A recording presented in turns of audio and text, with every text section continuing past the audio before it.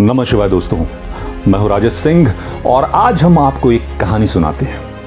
वैसे है तो ये कहानी, पर आपकी जिंदगी आप अगर अपनी जिंदगी पर इसे इंप्लीमेंट करेंगे तो कमाल हो सकता है।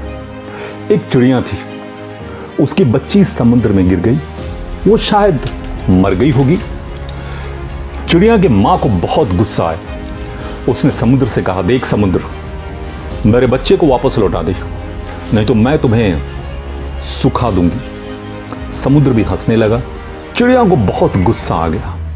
वो बार बार समुद्र में जाए और अपने चोंच में पानी भरकर बाहर जमीन पर डालने लगी। उसे इस तरह करता देख दूसरी चिड़िया ने पूछी कि तुम ये क्या कर रही हो?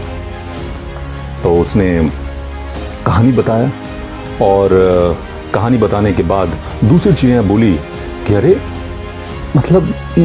ये तो संभव ही नहीं है, ये तो असंभव है, इस तरीके से तो तुम कभी भी समुद्र नहीं सुखा सकती। तो उस चिड़िया ने कहा कि तुझे अगर साथ देना है तो दे, नहीं तो मैं ये काम करके रहूंगी। और वो अपने काम में लग गई।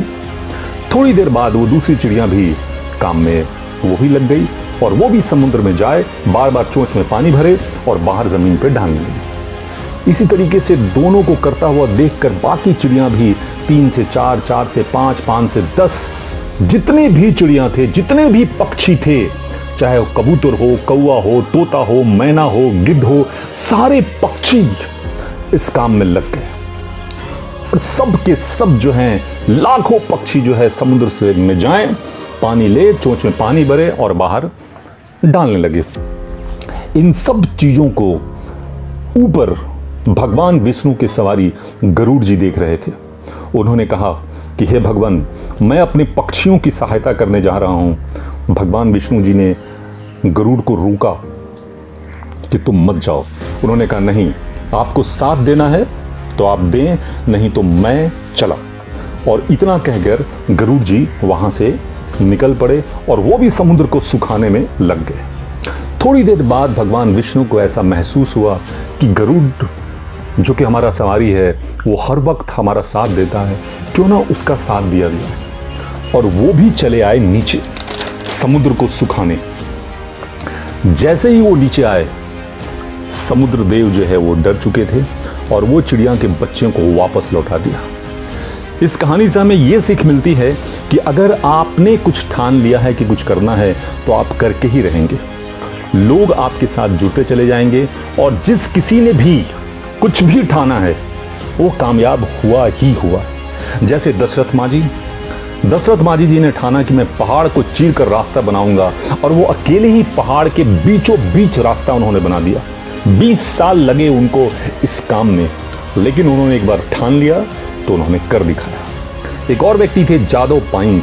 ये एक ऐसे व्यक्ति थे जो अकेले ही मांजुली द्वीप जो कि बंजर था, वहां एक भी पेड़ नहीं थे, उस जादव पायंग ने अकेले 30 लाख पेड़ लगाए, अकेले। और बहुत सारे अवार्ड से उन्हें सम्मानित किया गया।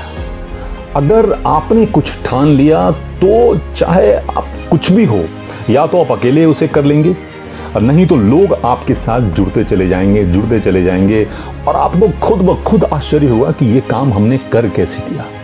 कोई भी काम हो, अब एक से एक लंगर आपने देखा होगा। स्टार्टिंग 10, 12, 15 व्यक्तियों को खिलाने से होता है, लेकिन वही बाद में जाकर 2-2, 3-3 लाख लोग खाते, चाहे वो पंजाब का स्वर्ण मंदिर हो या कोई भी लंगर हो। इसलिए कोई भी चीज़ अगर आपने ठान लिया कि हमें करना है तो वो आप कर सकते हैं।